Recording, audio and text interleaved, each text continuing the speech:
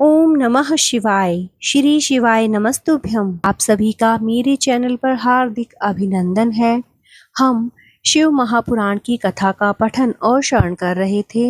हमने अब तक कुछ भाग शिव महापुराण का श्रवण कर लिया है।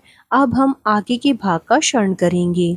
आगे के भाग में आज हम अग्नि यज्ञ, देव यज्ञ और ब्रह्म यज्ञ आदि के बारे में जानेंगे तथा भगवान शिव के द्वारा 7 वारों का निर्माण किस प्रकार किया गया उसके बारे में भी आज हम जानेंगे। तो आइए आरंभ करते हैं। शिव महापुराण की कथा का आरंभ करने से पहले हम गणेश जी की स्तुति कर लेते हैं। ओम गणेशाय नमः। ओम गम गणपतये नमः। तो आइए आरंभ करते हैं। ऋषियों ने कहा, प्रभु अग्नि यज्ञ, देव यज्ञ, ब्रह्म यज्ञ, गुरु पूजा तथा ब्रह्मा तृप्ति का हमारे समक्ष क्रमशः वर्णन कीजिए। सूत जी बोले, महर्षियों, गृहस्थ पुरुष अग्नि में सायंकाल और प्रातःकाल जो चावल आदि द्रव्य की आहुति देता है उसी को अग्नि यज्ञ कहते हैं। जो ब्रह्मचर्य आश्रम में स्थित है उन ब्रह्मचारियों के लिए समिधा का आधान ही अग्नि यज्ञ है। वे समिधा का ही अग्नि में हवन करें। ब्राह्मणों, ब्रह्मचर्य आश्रम में निवास करने वाले द्विजों का जब तक विवाह न हो जाए और वे औपासनाग की प्रतिष्ठा न कर लें तब तक उनके लिए अग्नि में समिधा की आहुति, व्रत आदि का पालन तथा विशेष यजन आदि ही कर्तव्य है। अर्थात यही उनके लिए अग्नि यज्ञ है।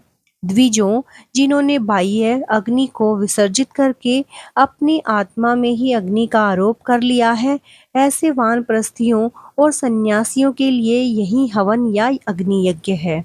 यहाँ पर हम बता देते हैं कि द्विज क्या होता है। द्विज वो होता है जिसका एक बार तो जन्म हो जाता है लेकिन दूसरी बार जन्म उपनयन संस्कार के बाद होता है, तो उसे ही द्विज कहा जाता है। ऐसे वानप्रस्थियों और सन्यासियों के लिए यही हवन या अग्नि यज्ञ है कि वे विहित समय पर हित कर परिमित और पवित्र अन्न का भोजन कर लें। ब्राह्मणों, सायंकाल अग्नि के लिए दी हुई आहुति संपत्ति प्रदान करने वाली होती है, ऐसा जानना चाहिए, और प्रातःकाल सूर्य देव को दी हुई आहुति आयु की वृद्धि करने वाली होती है। यह बात अच्छी तरह समझ लेनी चाहिए। दिन में अग्निदेव सूर्य में ही प्रविष्ट हो जाते हैं, अतः प्रातःकाल सूर्य को दी हुई आहुति भी अग्नि यज्ञ के ही अंतर्गत है। इस प्रकार यह अग्नि यज्ञ का वर्णन किया गया है।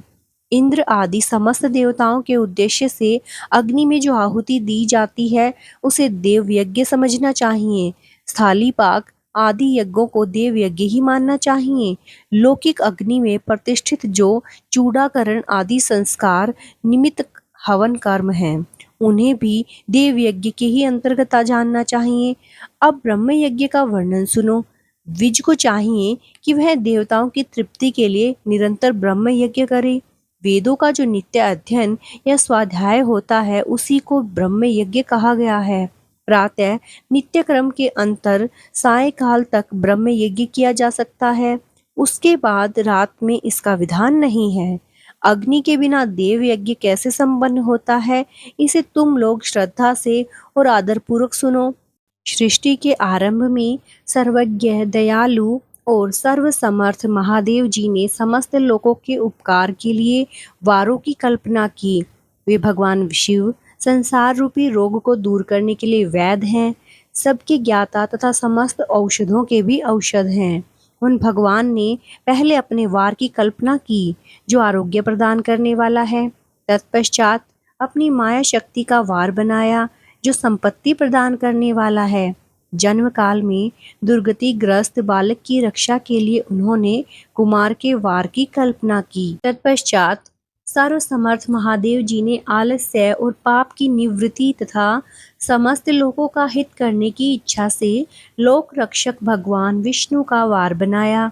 इसके बाद सबके स्वामी भगवान शिव ने पुष्टि और रक्षा के लिए आयुकर्ता त्रिलोक दृष्टा परमेष्ठी ब्रह्मा का आयुष कारक वार बनाया जिससे संपूर्ण जगत के आयुष की सिद्धि हो सके।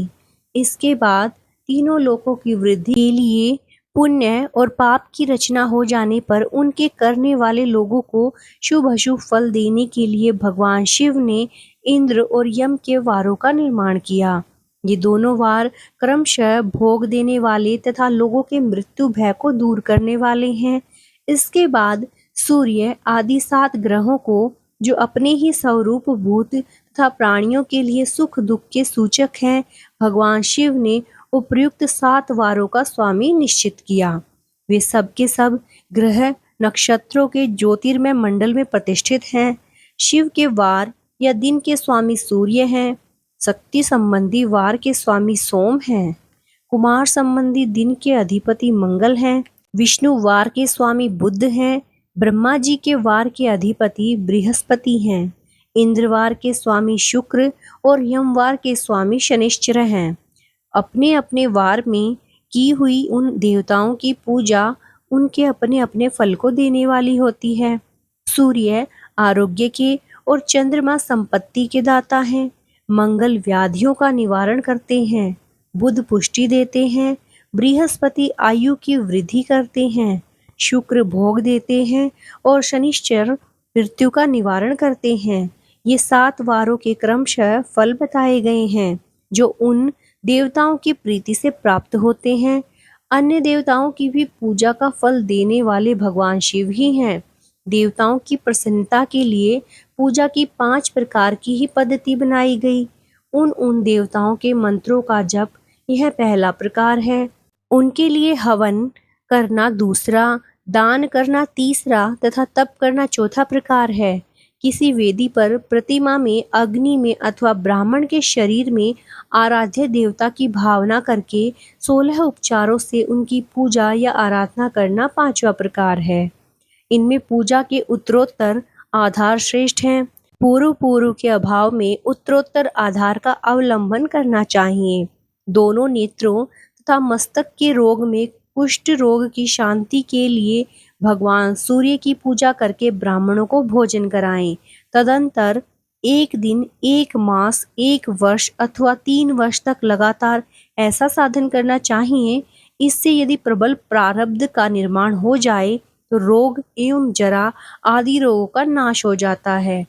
इष्ट देव के नाम मंत्रों का जाप आदि साधनवार आदि के अनुसार फल देते हैं।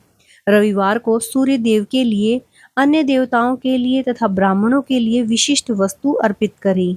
यह साधन विशिष्ट फल देने वाला होता है तथा इसके द्वारा विशेष रूप से पापों की शांति होती है। सोमवार को विद्वान पुरुष संपत्ति की प्राप्ति के लिए लक्ष्मी आदि की पूजा करें तथा सपत्निक ब्राह्मणों को घृत पक्व अन्न का भोजन कराएं। मंगलवार को रोगों की शांति के लिए काली आदि की पूजा करें तथा उड़द, मूंग एवं अरहर की दाल आदि से युक्त अन्न ब्राह्मणों को भोजन कराएं। बुधवार को विद्वान पुरुष दधि युक्त अन्न से भगवान विष्णु का पूजन करें। ऐसा करने से सदा पुत्र, मित्र और कलत्र आदि की पुष्टि होती है। जो दीर्घायु होने की इच्छा रखता हो वह गुरुवार को देवताओं की पुष्टि के लिए वस्त्र, यज्ञोपवीत तथा घृत मिश्रित खीर से यजन पूजन करे। भोगों की प्राप्ति के लिए शुक्रवार को एकाग्रचित होकर देवताओं का पूजन करें और ब्राह्मणों की तृप्ति के लिए षड्रस युक्त अन्न दें। इस प्रकार स्त्रियों की प्रसन्नता के लिए सुंदर वस्त्र आदि का विधान करें। शनिश्चर अपमृत्यु का निवारण करने वाला है। उस दिन बुद्धिमान पुरुष रुद्र आदि की पूजा करे। तिल के होम से, दान से देवताओं को संतुष्ट करके ब्राह्मणों को तिल मिश्रित अन्न भोजन कराएं। जो इस तरह देवताओं की पूजा करेगा वह आरोग्य आदि के फल का भागी होगा। देवताओं के नित्य पूजन, विशेष पूजन, स्नान, दान, जप, होम तथा ब्राह्मण तर्पण आदि में एवं रवि आदि वारों में विशेष तिथि और नक्षत्रों का योग प्राप्त होने पर विभिन्न देवताओं के पूजन में सर्वज्ञ जगदीश्वर भगवान शिव ही उन देवताओं के रूप में पूजित हों सब लोगों को आरोग्य आदि फल प्रदान करते हैं। देश, काल, पात्र, द्रव्य, श्रद्धा एवं लोक के अनुसार उनके तारतम्य क्रम का ध्यान रखते हुए महादेव जी आराधना करने वाले लोगों को आरोग्य प्रदान करते हैं। शुभ अर्थात मांगलिक कर्म के आरंभ में और अशुभ अर्थात अंत्येष्टि आदि कर्म के अंत में तथा जन्म नक्षत्रों के आने पर गृहस्थ पुरुष अपने घर में आरोग्य आदि की समृद्धि के लिए सूर्य आदि ग्रहों का पूजन करें। इससे सिद्ध है कि देवताओं का यजन संपूर्ण अभिष्ट वस्तुओं को देने वाला है। ब्राह्मणों का देव यजन कर्म वैदिक मंत्र के साथ होना चाहिए, अर्थात यहाँ ब्राह्मण शब्द क्षत्रिय और वैश्य का भी उपलक्षण है। शूद्र आदि दूसरों का देव यज्ञ तांत्रिक विधि से होना चाहिए। शुभ फल की इच्छा रखने वाले मनुष्य को सातों ही दिन अपनी शक्ति के अनुसार सदा देव पूजन करना चाहिए। निर्धन मनुष्य तपस्या अर्थात व्रत आदि के कष्ट सहन द्वारा और धनी धन के द्वारा देवताओं की आराधना करे। वह बार बार श्रद्धा पूर्वक इस तरह के धर्म का अनुष्ठान करता है और बारंबार पुण्य लोकों में नाना प्रकार के फल भोग कर पुनः इस पृथ्वी पर जन्म ग्रहण करता है। धनवान पुरुष सदा भोग सिद्धि के लिए मार्ग में वृक्ष आदि लगाकर लोगों के लिए छाया की व्यवस्था करे। जलाशय अर्थात कुआं, बावड़ी और पोखर बनवाए। वेद शास्त्रों की प्रतिष्ठा के लिए पाठशाला का निर्माण करे तथा अन्य प्रकार से भी धर्म का संग्रह करता रहे। धनी को यह सब कार्य सदा ही करते रहना चाहिए। समय अनुसार पुण्य कर्मों के परिपाक से अंतःकरण शुद्ध होने पर ज्ञान की सिद्धि हो जाती है। द्विजो जो इस अध्याय को सुनता, पढ़ता अथवा सुनने की व्यवस्था करता है उसे देव यज्ञ का फल प्राप्त होता है। ओम नमः शिवाय। श्री शिवाय नमस्तुभ्यम। आज की कथा को हम यहीं विराम देते हैं।